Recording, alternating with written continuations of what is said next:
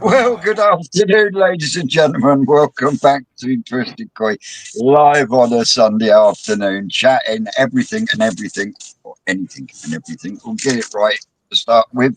And we've got some guests right from the kickoff. There is a link in the chat if you want to come on and join us. Here he is, Ty's in from America. We've got Sid in from India, and we've got George from Scotland. So, yeah, four corners, four different places. Welcome in, everyone. Ty, will kick off with you to start with today. How's your koi week been? Cold. It's been good. There's this thing that's kind of been bothering me on my main pond. I've watched the water level come down consistently quicker than I would have expected it to. Yeah. And I want to think it's just evaporation or water splashing or something, but it could be a leak, but I have no idea where that could be happening. And luckily, it's nothing major. It's not Yeah. like the water level's going down too fast. It's just I have it covered. It just shouldn't evaporate that quickly, especially when it's this cold out. No, you wouldn't have thought so, but I have noticed on my pond window this morning that it's covered in condensation. Yeah. Yep. 2 seconds. That'll be because it's colder Hey, outside in his pond. It's nice to see. I call you as soon as I come off. All right, babe. Love you. Bye-bye. Sorry about that. I knew she'd say that. Oh, bugger, I forgot. Love her. George, So, where were we, Ty? So, you and George were both talking at the same time, and I couldn't hear him. You're talking about your window, Vince. Oh, yeah, the condensation on the outside, but that just tells me, the pond water is warmer than it is outside. So you shouldn't have too much in the way of condensation, though, I would have thought. I don't know. That's what's new. It's about the difference, right, Vince? So if there's a huge temperature difference in the day and at night, it doesn't matter whether it's in general cold, but because there's a huge temperature difference, there'll be more evaporation. Yeah, but I wouldn't have expected it to go to the extent where it's that noticeable. How much did you lose? How much? Like in 3 or 4 inches in like 3 or 4 inches in a week. Okay. Yeah, in a week. That's not too bad. And if it was me personally, I'd say, well, that's a job for when it warms up. Yeah, I'm not stressing about it right now. Yeah. To me, that's not a stressable leak. Can you see what I mean in that respect? Mm-hmm. So, other than a leak, I know you dropped a video as well. So you've had a new gadget. How are you finding that? Oh yeah, the Papa Soap box ball. That it's been working pretty well. I like it, especially having that extra water flow in that little greenhouse pond now that my main pump went out. Yeah, it's great. It was a great timing. Well, I'm looking forward to my one arriving now because I've actually got one coming as well. I saw you talking about that in one of your videos that you had. Yeah, I'm not actually going to be putting it on any of my systems. I'm actually going to take it down to my mum's, and on Pa's wildlife pond, he's got one of them big stainless steel blades that stick up in the air, and the plan is to replace that with one of those, and then Mark can put some plants in there that she likes, and I hate them stainless steel blades, and if it works out all right, then I'll probably replace the other one on her main pond as well. But that's where my one's going to be going and being tested down there. So yeah, looking forward to that. Cool. So sweet. Right on. So George, how's your koi week been? Been just uneventful. Just this is the coldest it's been consistently. Where I'm down to 4.5. That's the coldest it's been consistently over since I built the pond. And this is since Christmas is the first time I've not actually fed them in the morning, just once a day. It's the first time I've not fed them since then, right through. But overall, happy with the way things are going with the pond? I'm over the moon, mate. I think the nitrification cycle it started, so started a wee tinge in the water, and so it's just trying to get through that. Yeah. So I've got another pump coming to start the skimmer into the UV, so at least that's ready before I get the tempest into a shower during the season. So yeah. So just build a wee bits up at a time. That's all I can do. But the main thing is I've got the filters running. So how are your fish coping with the temperature swings? Because I'm complaining about the temperature swings down here, and the swings that you have up there are a lot more drastic than what we've got. Eva Shore I got last year. We put my dad's. It was Japanese, and it's in below 6 degrees. It hunkers down in the corner out the road. But the three fish I got from New Forest Koi, they think it's the middle of the summer and it's taps half vest on, and they still want bed. So that's completely different. And they just swim about happy. Sweet. And I'll tell you what, and I know it's just come up in the comments, Tom's Koi and Garden, about putting some polystyrene, some insulation in front of the window. To be honest, I'm not going to be covering the pond at the present, so this winter the pond is going to get a winter bit to break it in. But even when I've got the roof on and I put the panels in for winter that I intend to build, I will still leave that main pond window open, because I was out there yesterday, and because I've cut the roof back where we've got the tarpaulin stopping the wind and that coming in at the moment, I've got my back right up against there, and I was getting covered in snow just because I just mesmerized, just sat there watching, especially now I've got all the fish from the toe side tank in there as well. It just, I just can't stop looking at it. It really is. Yeah. I think that's I'm glad I put the window in so I can see them for the side on. Because every time we walk by, they come up to the window. They just come up as if, hello, we're here. So we got one for Sid there. Yeah, it is a new background. It's at the office. Yeah, we're just about to get to Sid now. So Sid, what's been happening koi-wise this week for you, my friend? My God, has it been stressful? It's been stressful. It's been fun. There's been a lot happening. We've had a few boxes come in from Mauritian. We've had Tamasaba come in. We've had the Sakai and the Dainichi Tosais come in. So I'm busy sorting through hundreds of beautiful Gosanke.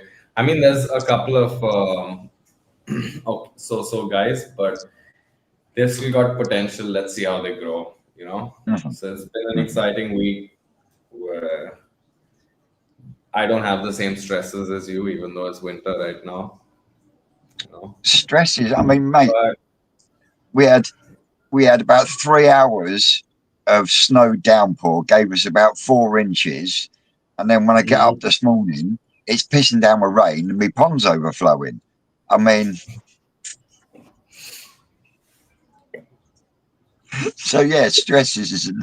But the fish, they haven't batted an eyelid. They haven't batted an eyelid. They're looking good, man. I think I saw some videos, Vince. They're looking really good. And the pond Well, is just looking amazing. thank you, bruv. Well, I assume that's being aimed at you, Sid. Are you at Yeah. the? Are you actually at the ponds and stuff? Yeah, I'm at the farm right now. Crafty's asking, you got any pictures to share? You got enough signal to take us for a wander and a look? I do. I do. Hold on. Hold on. I'm gonna quickly then get off of this device and then come on the phone. All right, mate. So we'll join you in a minute. Mm-hmm. Vince, do koi have eyelids? Do koi have eyelids? No. Okay. Didn't you put an overflow in, Vince? No, not yet. I was just about to ask that. I'm still in two minds on where to put it. It's got to go in either the upstand or the drum. The thing is, that's the reason I didn't put a bulkhead connector in the bottom of the drum to feed the wash pump, was because I didn't want to go drilling into the drum at all. So if I was to do that, then I would have to drill into the drum to put an overflow in, and 22mm push fit I don't think is big enough to cope with an overflow like we had last night. And Where is the pump in your system? Is it in between your drum and your moving bed? yeah, it goes from my bottom drain to my drum, and then from the drum it goes from there to the pump, which then pumps it up over the shower into the moving bed, which then gravity returns back to the pond. Okay. What about 36mm UPVC, Vince? Well, that's what I mean. Next size down from 22 is 1.25 inches, and a lot of the reasons why I've done it the way I've done it is because there is minimal pipe used and minimal obstructions for me, because there is not a great deal of room in Long Block now anyway. So with that in mind, that was why it was done the way it was. And the skimmer is fed from the skimmer to the pump through the Tempest and then over the shower, which then again gravity returns back from the same returns. Just seeing what's attainable with the filters that are running at the farm. You know, it's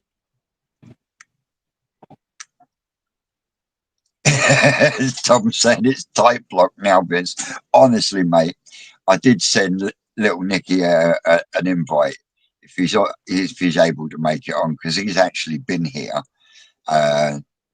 for a visit. And little Nicky, he's not a small lad, and we managed to squeeze me, his good lady, and Nicky in there. But literally, I was sat on top of the drum. Nick could only just get to the growing on tank. His missus is leaning over the top of his shoulder. So yeah, it is bloody tight in there. Yes, Crafty, I do have a skimmer. How are you finding the new skimmer? Mate, I love it.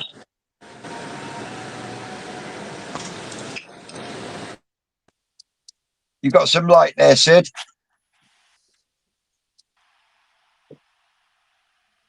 Spin your camera around then. Turn it landscape. Let's go. Hold up. I just got here. Front camera, back triple camera. How is that? Vince, can you make That's Sid appropriate. display the main thing?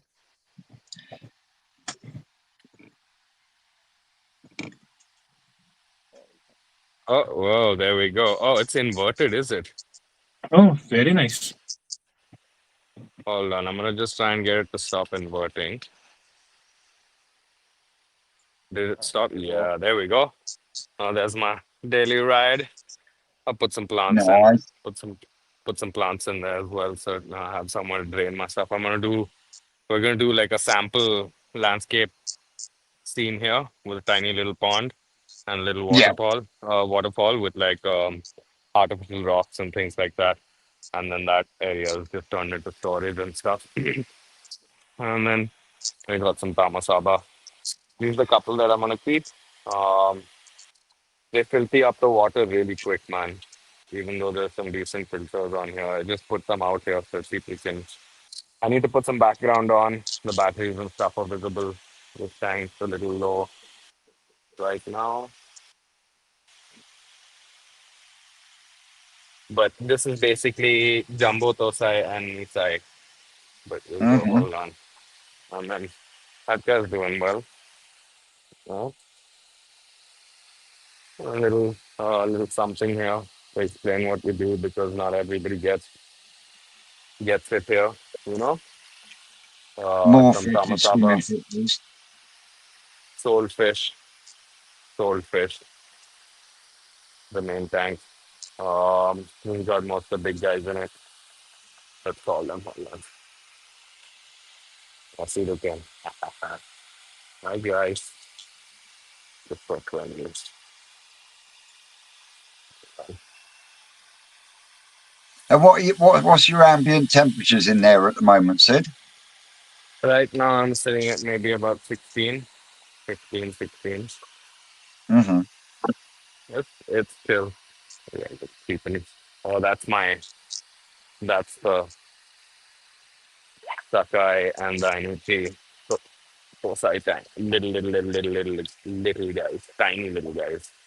Hmm. But that's not to be shown yet. Quarantine tank. Those are hospital tanks. This one's not running. It's a hospital tank too, but it's not running. This one, oh, it's not hospital. This one is soul fish as well. That hospital tank. We got a couple of guys with some wounds. That guy's got a bent spine, and I'm just having a tough time putting him down because I love the goddamn fish. Yeah, I can But relate to this one. yeah, um, and we got some soft nets that we started making, Vince. These were the first that we ever made. They've got shit stitching, and then we got some big ass 115 centimeter handling nets to like get the big boys out because we don't get the big nets in India, you know. Uh-huh. So just to kind of solve that problem, hold on, let me get some food. Can you not get nets shipped over when you have your fish shipped over? I can, but it's just like I mean, I can't, I can't pay Japanese prices for nets, bro. Right. I'm in India, you know, it's cheap to manufacture, and like I'm a fabrication guy, so like making the nets is really easy.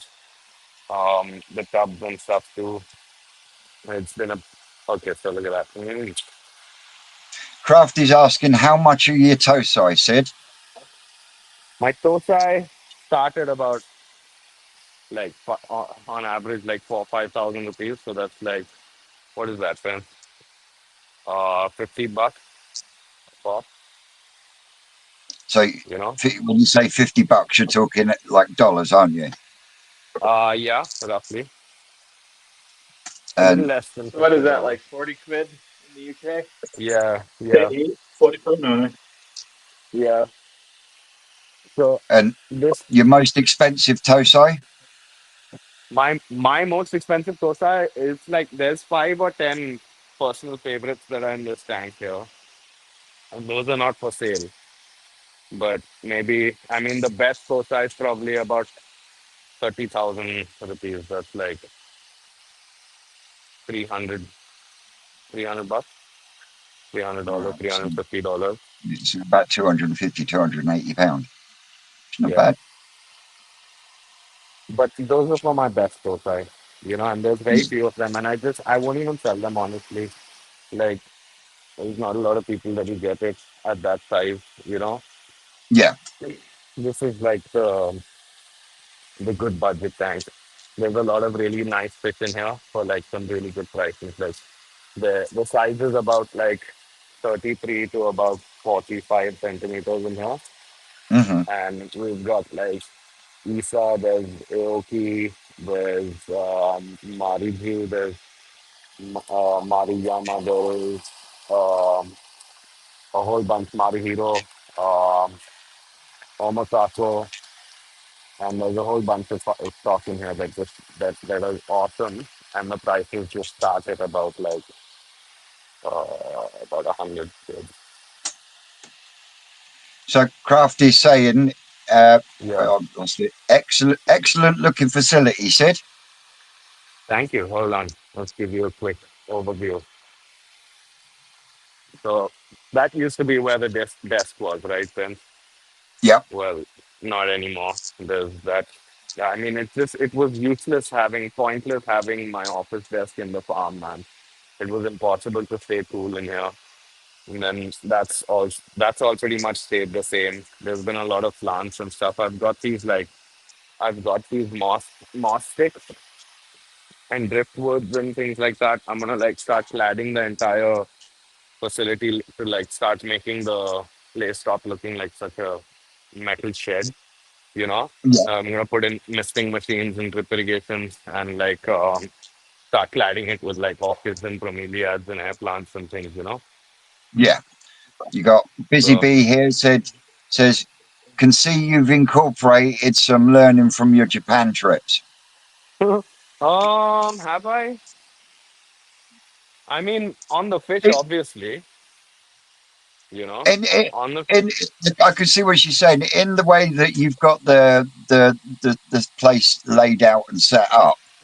yeah, You can see that you've incorporated what you've learned from Japan, because this building was pretty much built while you was in your on your first ever correct, trip, isn't it? absolutely. Like I built it in the so you remember, right?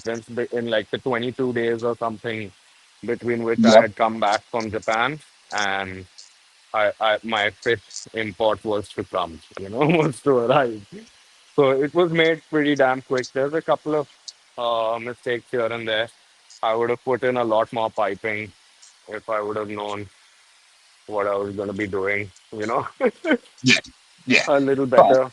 So, you did make a lot of changes when you came back from Japan, didn't you? After oh, seeing. absolutely.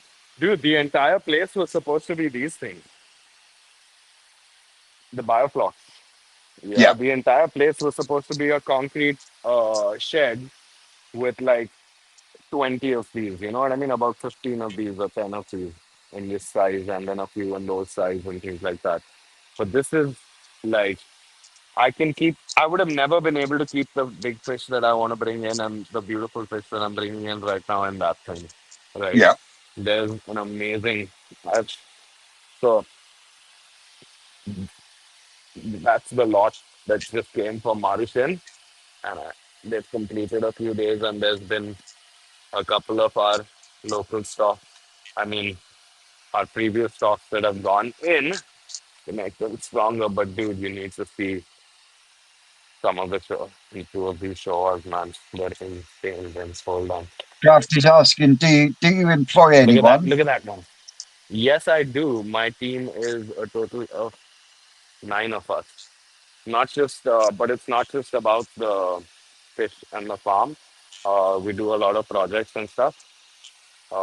A lot of koi ponds, a lot of like maintenance gigs and things like that. Yeah, Before, look at that. So it's Toaku. And look at that.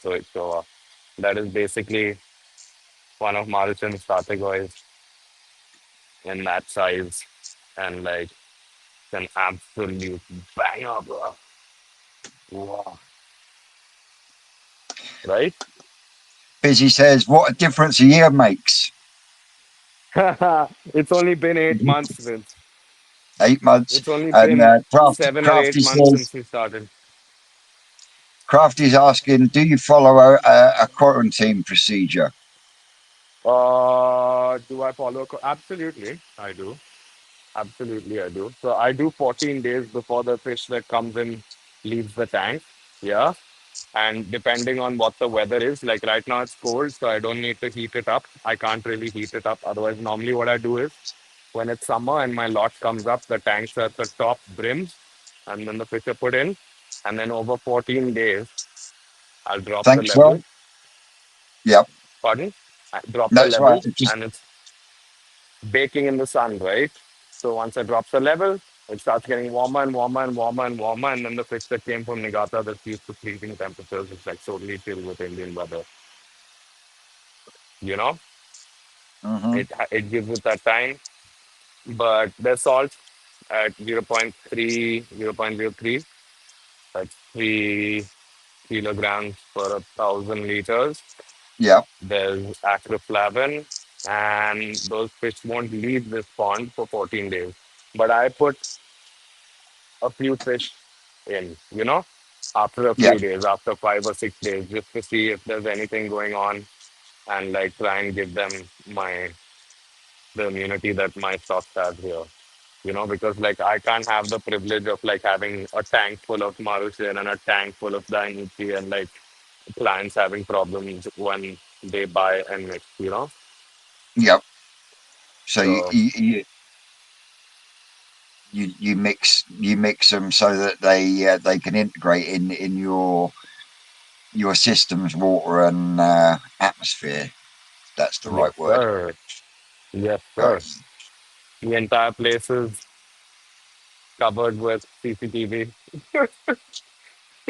surveillance 24/7. And then, yeah, the battery backup and the generator and everything is there. The batteries have been doubled up a little bit. Hey, Sid, Um, how do you your filtration system for those ponds? yeah, I'm assuming it's underneath the walkway. correct, correct, Um, correct. how do you get access to that? Oh, it's pretty easy, dude. Just like pretty much you just lift Just walk the right into plank. it? Yeah, you just lift the plank, man. Like, Ah, so there's these planks, right? You've got a mm-hmm. little metal hook that's supposed to be somewhere that just goes into the groove and lifts it up. And then there's, like, Vince knows really well, and we've had it on the show before, but there's three chambers here to each pond, right? Mm, This one has a bigger chamber, these ones have smaller ones, the deep as hell. And then I have drain points on the bottom of them, and they drain out into that pit over there where I have a set of valves. cool. So that's how the absolutely backwash awesome. happens. And then normally these aerators, they have the facility to be pumped directly in, but like I'm splitting them up and things like that, right? So that's why I Hmm. have exposed piping right now. But otherwise, this place has no exposed piping. The entire place runs super clean, you know? Like other than like Nice. this much of exposed piping here and there Sid, in this the is so swimmers. cool, man. Yeah, Sid, is that electrics that's plugged into the back of the showers or Pardon? the waterfalls? yeah. Is there what? Mm. Is that electrics that's plugged into the back of the waterfall? Yeah, The outlets, the plug. yeah. There's And then they've got these waterproof boxes for them that are currently not on all of them. But it's absolutely impossible for the water to go back to go that way. Like Well, you I've got done no it no wind or multiple air times. movement in it, have you? No, no, Craft no. is The entire place is Craft closed is in. saying, "Well, hats off to you, Sid. Well done. You should be very proud." Mm. I am very proud. Now I'm just trying to. I mean, Vince knows me, man. I can't stop. Like now, it's where it's at right now, and now like all I think about is how I can increase my facility. Like Yeah, literage.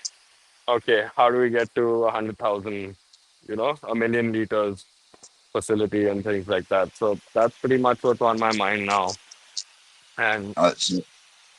apart from that, it's also projects. Like I can't wait to like get my own mud ponds now, you know, Yeah, because like it's like right now what I do is until the TOSA is safe, I've been keeping them in these bioflocks, and then once they're at about 4 inches or 4 inches, 5 inches, then I put them into the big tank yeah, where because otherwise I can't see them, which is a problem, right?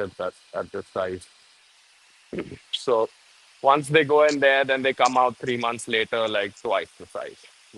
But yeah, that's pretty much what I want to do on a bigger scale, but not with like these concrete tanks, but with like mud ponds, you know. yeah, And then this entire facility of mine will just end up being like a quarantine facility or something like that, just where like the stocks come in and all the tanks are just prepped to receive, yeah. you know. So that's how I kind of got it planned out. So Now, let's how see. many actual koi dealers Hmm.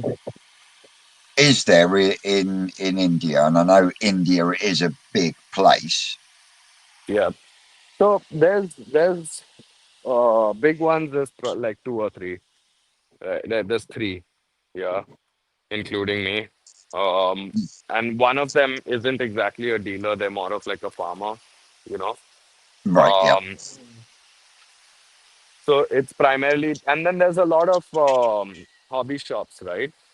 There's a lot of hobby shops, a lot of guys that flipping fish, like I was doing before, like with my own stocks from my pond and things like that.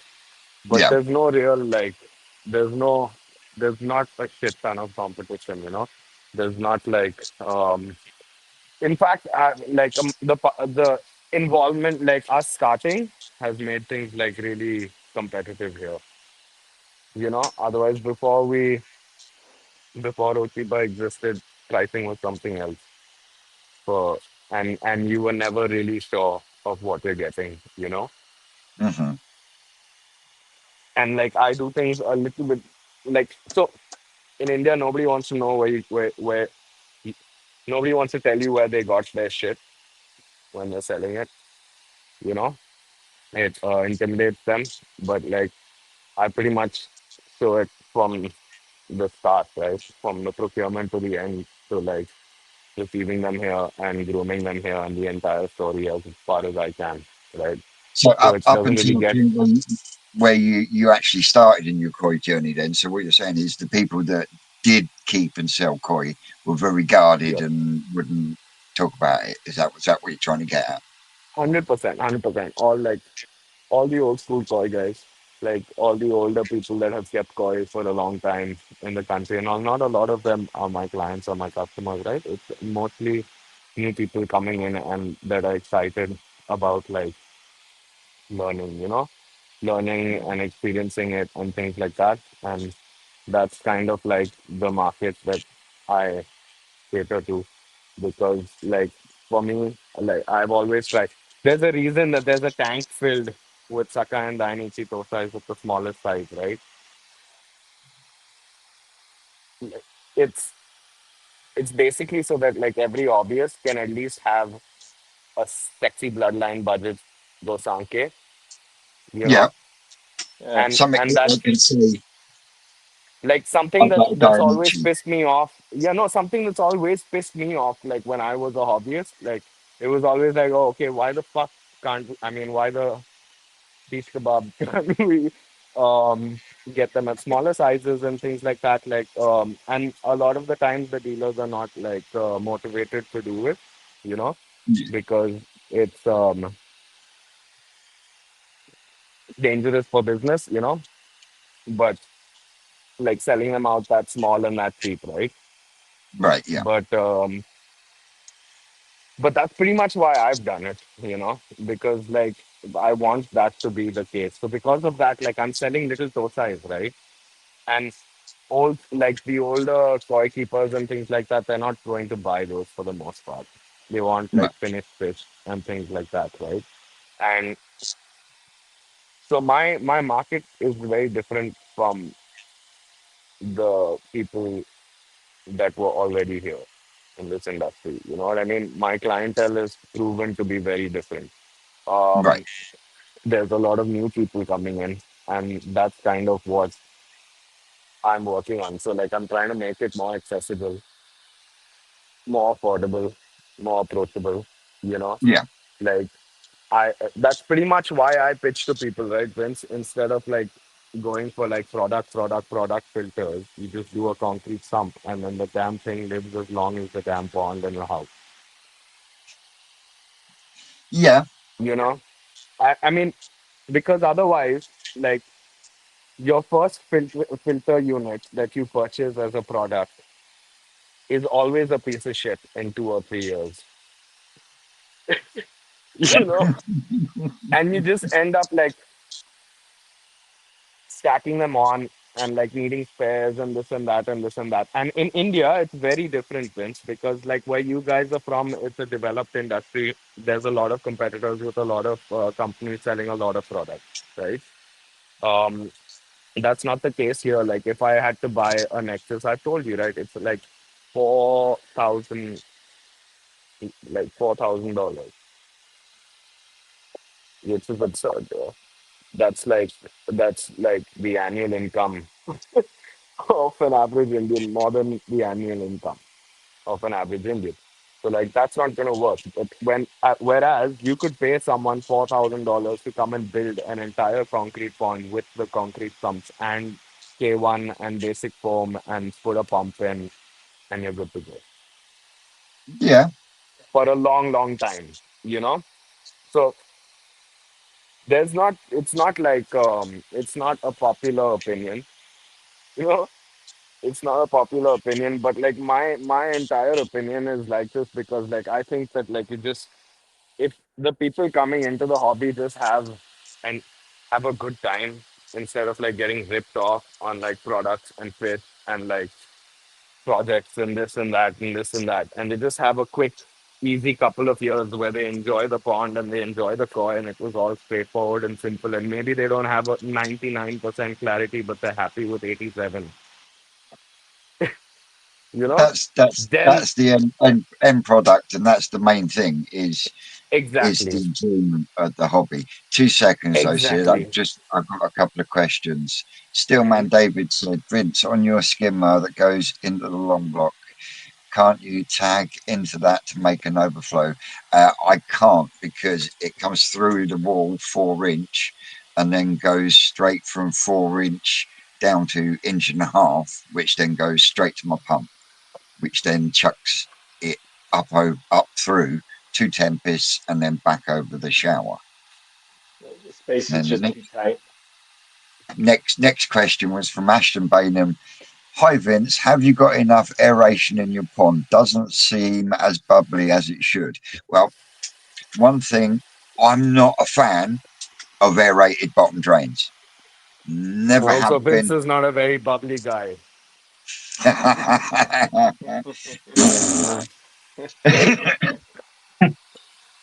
I've never been a lover of aerated bottom drains. Just something I never had on the pond. I've got 120 litres a minute being pumped into the bioreactor, as well as the aeration being created through the showers as well. Hang on, I drilled a hole in the side of my pond for overflow. Uh, I wouldn't be able to do that, not without it being visible on the outside edge, because you've got 4 inch block, about 5.5 inches of concrete, and then another 4 inch block before I get inside long block. I don't think I'm going to be able to put it through the wall. But What no, I about the can't. corner next to the skimmer? Just take it outside. Instead of going through long block, just come straight out the side of your pond in the corner where the skimmer is. No, because I've got nowhere for it to flow to either. So I really do think it is going to have to be. And I'm drum. going to have to drill a hole in the drum, but I'm going to be doing it very, very reluctantly.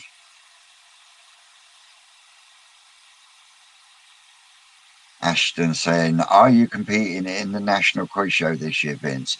You damn fucking skippy, I am. I've got a title to try and retain. I know I said try. Didn't say I was Oh, going it'll to happen, retain it. Vince. I'm going It'll to try. happen, Vince. Oh, Going come to on. try. All And you need to do is spend a good amount of time at New Forest, and you'll win. well, we're back at New Forest on Monday, and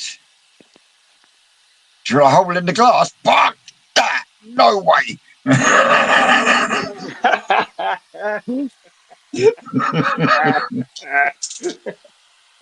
But yeah, we're back. We're back down at the farm on tomorrow. Raring to go, and You can actually see you.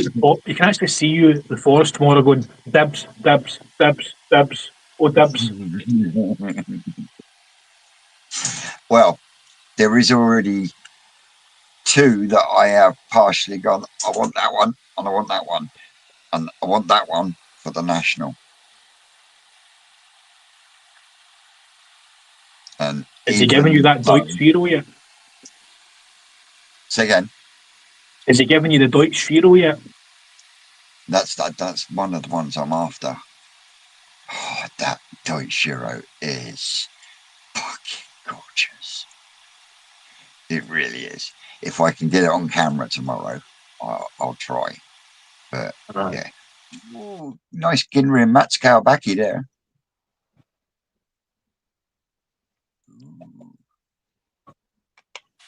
Yeah, she's one of my faves. Benny Chico. Deutsche Renji with nice big linear scales. I'm gonna be leaving this on. Give me a second. Sure.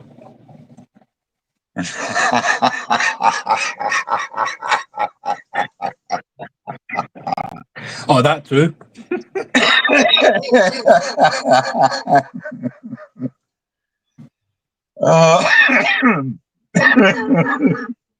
Yes, you are. Yeah, you're right, Busy. You are right there. Scrag It's like, saying, it's like Rick goes, there's 500 in there. Why is there only 450? Vincent's got him in a bowl of doom.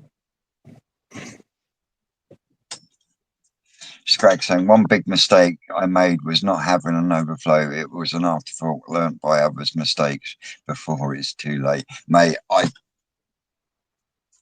when we were doing the block work and that, an overflow just didn't cross my mind.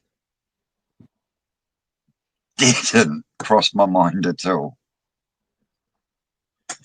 I was lucky enough I had an external skimmer, so I could just tap into that, and it's the 36mm pipe just into the waist. So I was lucky Mate, enough that way. I had, I think there's about 5 or 6 comments about my in-wall skimmer, the way it goes in through a tank connected with the pipe coming out. And quite a few of the comments were, oh, the fish are going to get stuck in between there and they're going to bash themselves off that skimmer. Well, I've been using a 4-inch pipe into the pond as a skimmer for the last 8 to 10 years. Never had a problem. But I tell you what, I'll say it again, it wasn't given to me by Mountain Tree. Mountain Tree are not sponsoring me or giving me anything for this. But I have got to say, despite its cost, it's fucking awesome. I absolutely love it, and it's fucking brilliant. So my old 4-inch skimmer, the old floating one that goes onto a bit of 4-inch pipe with the collar, that's going free if anyone wants it, because despite the fact that it is bright fucking green, I will be keeping it on my pond because it's running ace. Sweet as a nut. My dad has got a skimmer the same as your old one, and the fish don't even bother weight at all. They don't flick against it or anything. But when you go to net them, that's where they're all hiding. Is in behind it.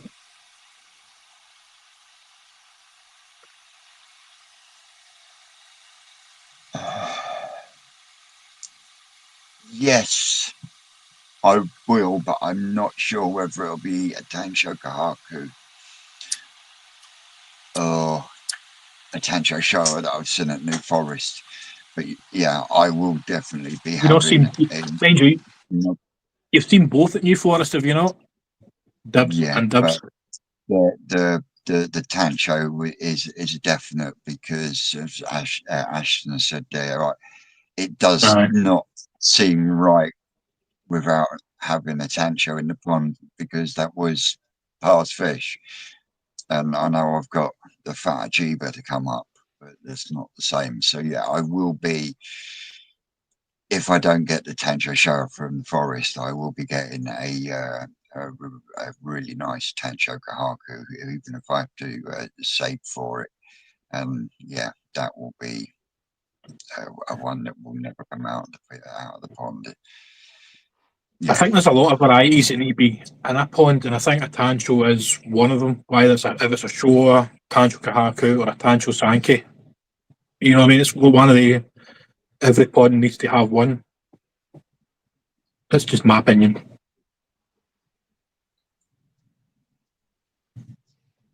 I agree.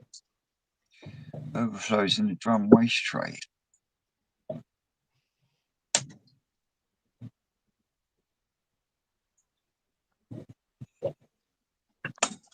Yep, Sydney's back. Sorry, so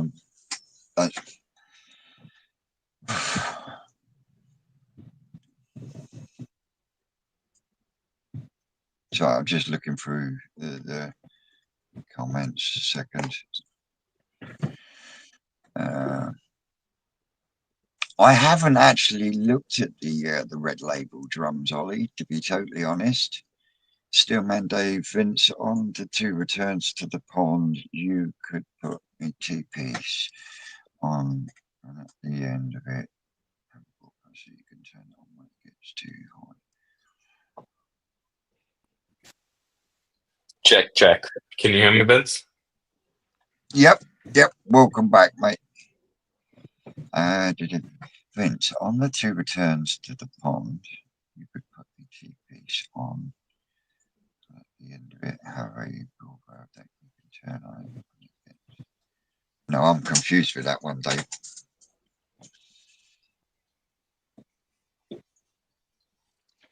No, I'm confused with that one, Dave.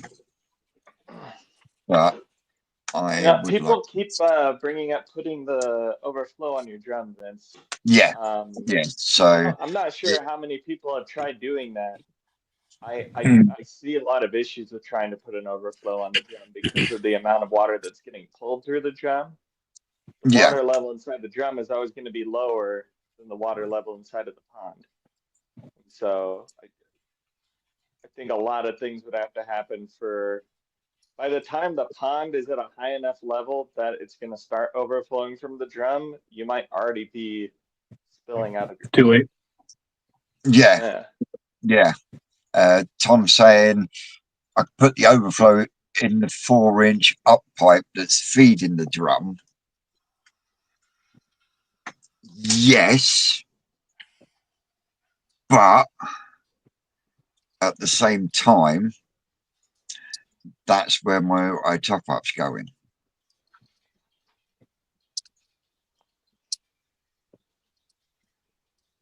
Because our Scrag, who's in the comments, he's put me onto this float switch that you can connect straight to mains that will fit inside a bit of 4-inch pipe. And the actual body of it has got the float inside. And you put the whole thing inside the 4-inch pipe, set it at the water level you want, and walk away. I haven't got it yet, but that's what I was looking at doing.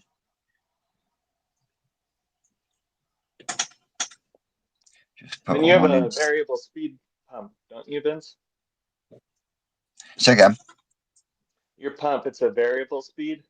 both pumps are, both the skimmer pump and the bottom drain pump. That just puts another wrinkle in it.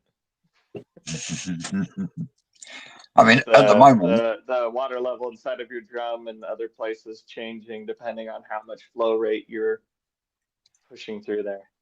yeah, because at the moment I've turned the flows down, or the flow down on the drum and the skimmer, because the sudden plummet in the temperatures. So the slower the water movement, the better at the moment. And then as the temperatures start naturally coming back up, I would then start creeping the speeds back up. I mean, I estimate not going any more than 3/4 on the 20,000, half speed on the 10,000, even at the height of feeding. So it's still not going to be 30,000 litres an hour.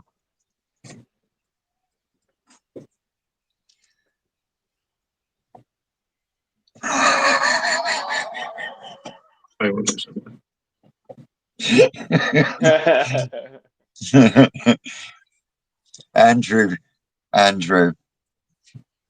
Vince always says Rick's hands are the quickest in England, and they are until a fish catches Vince's eye, and then his hands come faster than Paul Daniels. Love it.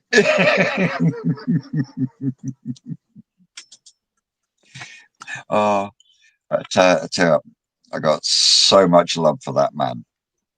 So much love for that man. He is an absolute diamond. Absolute diamond. I can't wait to get there and start on the. Well, I say start on the tunnel up at the under Operation Phoenix. So him and Ezra have been at it over the last few days, and yeah, they've got the hoops up, so getting ready for plastic. I think Is there a couple of tunnels getting in there, Vince? There is,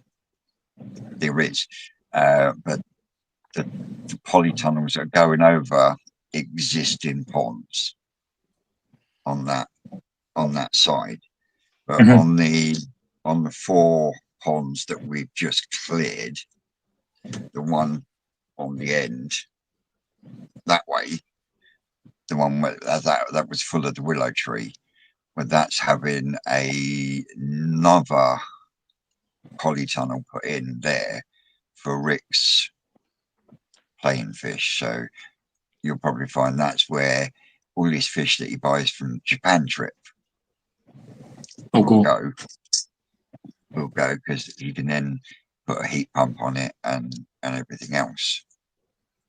So that's the plan with that one.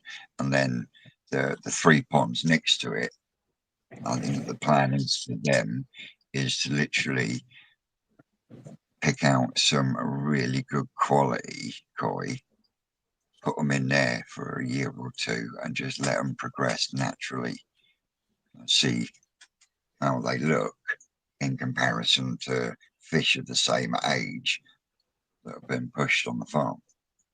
Right. To see if they, and it also gives him a level playing field for food testing as well, because you can set up a couple of auto feeders. It's going to be 3 big ponds there. They're going to be, they're not deep, but they're deep enough. So he's got the capacity there to do 3 different foods on 3 ponds for fish that have all came from. Can you see what I mean? So he's got a complete baseline there, and he can do it over a year or 2, and then he can genuinely say, right, this fish is better than this fish from this pond. This fish's body is better than fish from those. Can you see what I mean? So you can then dial stuff in over a longer period of time, a bit like they do over in Japan. Aye, they move the mud ponds if they want them better body or better growth length. Yeah. So, it's going to be an absolute proper testing ground. Can you see what I mean in that respect? And then How deep are they going to be, Vince? Roughly. 2 foot depth at the most.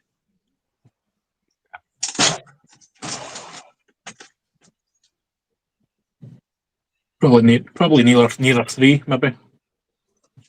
3 Knee deep? tops. Okay. About 3 tops.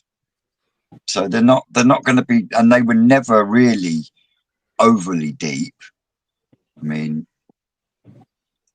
the ponds that were there before, but because of the depth and the size, it made them a bitch to get to. So that's why we've gone round and knocked all the top blocks off to drop it down another almost a foot in depth, which will make them a lot more attainable and usable. Yeah, hang on. No, wrong one, Vincent. There we go. Sean Boy It's the Coy. same one, I've just created my channel, Sean Boy Coy. Couple of videos I've just put up. So, guys and girls that on, there's 56 people on. If you could do me a massive favour, go across, give the lad a subscribe, give him some encouragement, and we'll see you on your video. I'll check you out in a bit, Sean. And Nick saying, are you doing a live tomorrow at Forest? Well, we usually do at least a live per visit. So I would say there's a bloody good possibility there, Nick. Bloody good possibility there, Nick. I mean, we've been away for a couple of weeks now. So a couple of weeks we haven't been down there. And I know Rick's been doing some bits, and I know there's plans and things that are in the pipeline, and hopefully the new wood burner is up and running in the shop. That would be absolutely awesome, because that thing's a fucking beast of a machine. I mean, because there was 5 of us and we struggled to get it off of the pallet.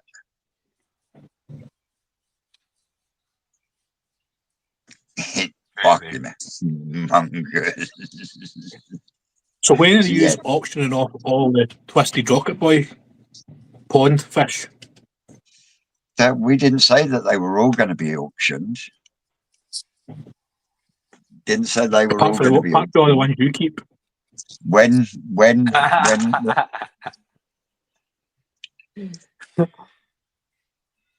Nick says, can't wait to have the comedy club back. Nice one. Cheers, mate. But no, the Twisted Rocket Pond, when that does get harvested, which will hopefully be before the spawnings, myself and Rocket Boy have got the choice of, well, we did have the choice to pick 5 each, but then Rick gave one of them each to Susan and Lynn. So we've got 4 each. And Susan and Lynn get to pick a fish as well. And I hate to see what I'm taking home. Even though there was some absolutely banging fish in there, absolutely banging fish, and I'm not taking credit for that. A saggy thing that's swimming around in there, that's for fucking sure. But like I say, once we've had our pick, I'm still trying to twist Rick's arm to pick out the top 5 that are left and then auctioning them off. So does that help you out, old bean? Oh, that's all been. So yeah, that's where we're at there. And there's also going to be the Grown Show with a Difference 2 this year coming. Hopefully we'll be creating Welsh Dragon Sankies. I'm looking forward Yeah, to watching my videos. yeah. Hoping to get the Sankey spawning done on the first round of spawnings this year, and there's going to be, I think there's going to be 100 slots, and everyone that entered into the grand show with a difference last year will get first dibs, and then whatever slots are remaining after that will be put out to the general public. We haven't finalised the price or whatever it is yet, but it will be, as far as I'm aware, 150 fry. We're talking fry that are literally on that cusp of finishing the live food and going on to the very fine powder food. So it's going to be a challenge, because we did it with metallics last year and we had some really, really good results, but we did have a lot of disasters as well. Now, the thing is, going from metallics to go Sankey, that possibility of things going wrong or things to go wrong is going to double or treble, purely because it's go Sankey, and because it is a Sankey that we're trying to create. The plan is to cross the Dragon Ball Sankey with Lee Hadfield's Takano Sankey. Both That's a nice sign for that. both are absolutely phenomenal fish, and if the spawning comes off the way Rick, I mean, I'm dubious purely because it's Sankey, and I won't lie, but if it comes off the way that Rick intends it to come off, then people are going to have some really, really nice fish. Really nice fish, because Rick will even tell you himself, and he has said it on camera. 5 best Kajaku he's ever bred and created were from the Grand Show with a Difference last year. So there was some phenomenal fish came out of that Grand Show last year. So if we can replicate that with the Sankey this year, then people are going to have not just a really good, enjoyable experience with watching these little things that are about this big grow and progress, because when you're getting them at this big, they're totally unselected. So you've got just as much chance as Rick has of getting a really nice fish. And that's the whole point. It proved that it didn't matter what setup you used, but if the quality was there and the setup and the regime was right, there was some amazing fish come out of there. And I mean, the one that won it, which was Dave from Orchard Koi. Now, even Rick said that was better than his best Kajaku that came out of that whole experiment. Now, the experiment the year before, when we did the YouTube community choice, we had, in all honesty, about a 2% success rate of decent, good quality fish from whole spawning. They looked promising when they went into the sea ponds and spent 3 months in the sea ponds, and when they come out, I would say between 1% and 2% we actually got back as fish that would have been kept to grow on the next year. So to get the percentages of really good fish we got last year with the Red Kajaku cross Kinshoa, and to get the results that we did from that spawning, has just lit a fire under Ricky's house, and yeah, he's now full on. I'm going to do it, and he's going to do it. I know he has, and I've got full faith in him because it was last year, right at the start of the year, and even the year before, coming towards the end, he stated that he was going to create Ginrin Shisui. And by fuck did he do it. Honest to God, I mean, I've got some down in the growing on tank, and they are fucking beautiful. They really are. They're still a Shisui, but they haven't got that dark grey zipper. That zipper and any scales down its side are all Ginrin. Absolutely outstanding fish. Is he just going to try and stabilise that now, since he's got it?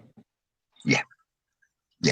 And that was another big thing we learnt this year as well, that it's not just food and temperature that makes a difference, it's also environment.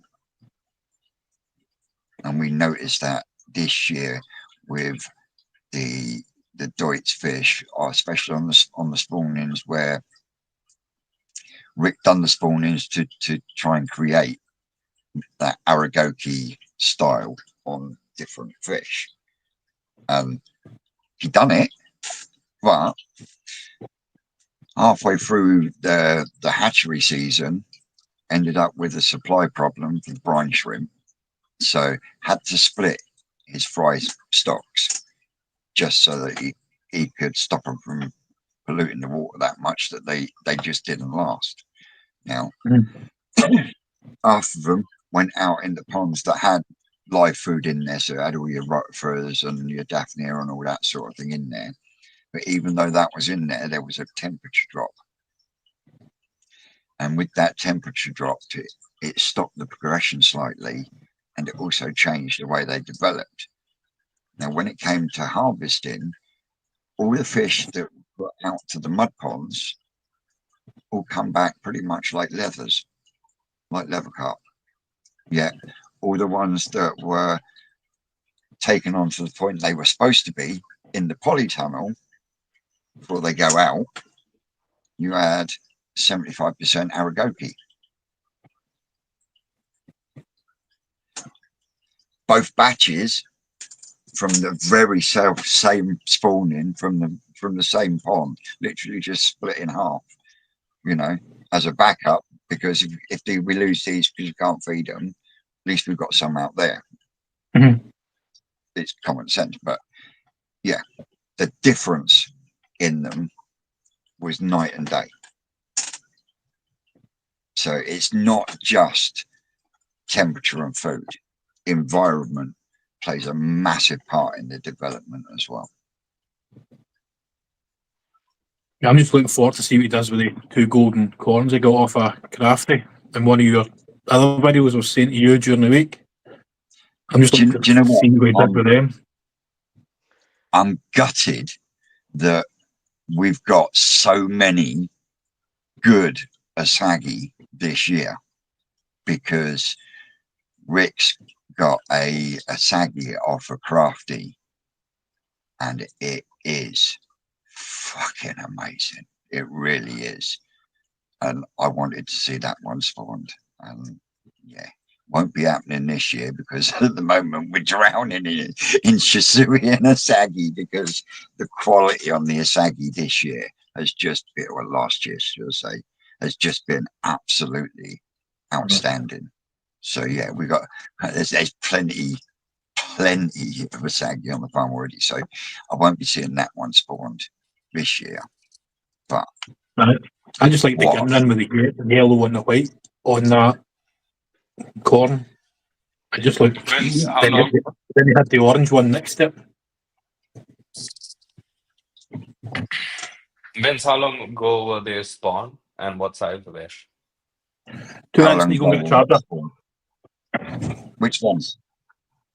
The Asagi and the Shisui. They were spawned last spawning season, so last year. The the biggest ones are hitting high 20s, early 30s. Nice. You Nice. know, since I've thinned the growing on tank down a little bit more in long block, the ones I've got in there are starting to fly along now as well. So it won't be long that I'm going to have to turn the fucking air source heat pump off just so I can drop the temperatures down to thin them out a little bit. But yeah, some of them Gimmer and Shisu in the grown on tank are flying along now. Crazy. Well, they'll be back to flying along after I've got rid of a lot of these flukes. Have been fucking driving me nuts. But they're having their last dose of PP today, and then Monday they're getting hit with a fucking heavy dose of fluke P. And if they ain't gone after that, I'm just scratching my head then.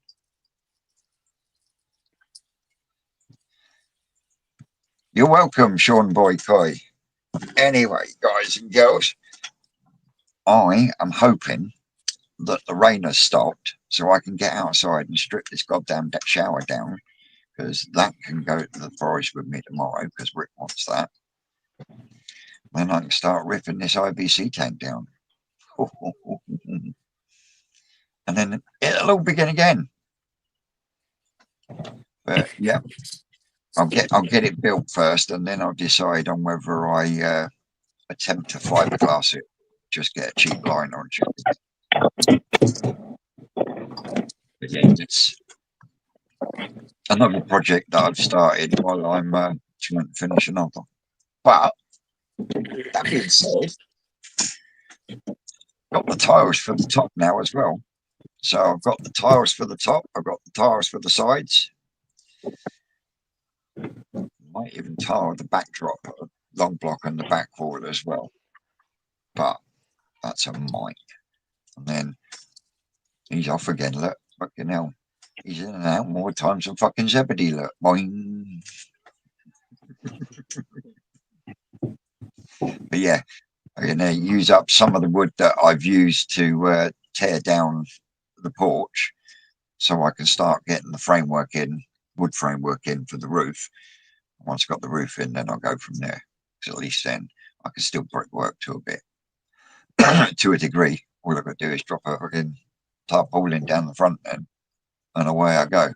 But literally, I'm going to build them walls out of a combination of what blocks I've got left, little pile of bricks that I've got in the front garden, and all the bits of broken up slab that are around the IBC tank. So yeah, it is going to be epic budget. So when I strip the shower down off of that tank, I'll keep all the ceramic media and the alpha grog, all the flow cornet, and go back with it down to the farm. And then I'm just going to build a little 3 or 4 box shower like I've got in long block, and that'll be it. The Tempest and that'll be what's running that pond.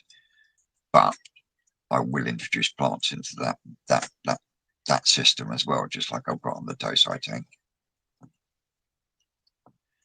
So you're going to put it through like a hydroponics. You're just going to put it like the hydroponics, just run it through the plants and in, or just straight. I mean, when you look at the Tosai tank, all this mind your own business on the left hand side here, I just planted that. Well, I didn't even plant it. I pulled a chunk off of the one that's on the actual shower. Yep. And I dropped it in that corner, and it's just gone fucking wild on its own.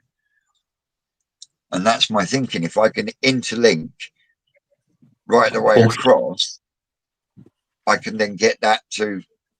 Have you ever been to the koi collection? Yep. Right. That's what I'm trying to aim for. You know the bit I'm on a bit. I know the Japanese style, but yeah. The Japanese style bit where you walk over a walkway and the ponds are at floor level, a bit like Sid's got, but not up in the air, but on the ground level. But inside that, if you don't know what I'm talking about, Ty, you have to go through my videos. but it's a visit to the I'm a koi little bit collection. familiar with the koi collection, just from Well, videos they got people have put a out. bit in there, and it's like a Japanese area. Showers, walkway, but you've got moss and mind your own business absolutely everywhere. It looks amazing, and that's what I've got pictured for that building. That'd be Just nice to minding see when its it's own all there. business. What's that, Sid? I said it would just be minding its own business there. Yeah, oh yes, oh yes. That's right. He goes back to the home in about 20 minutes.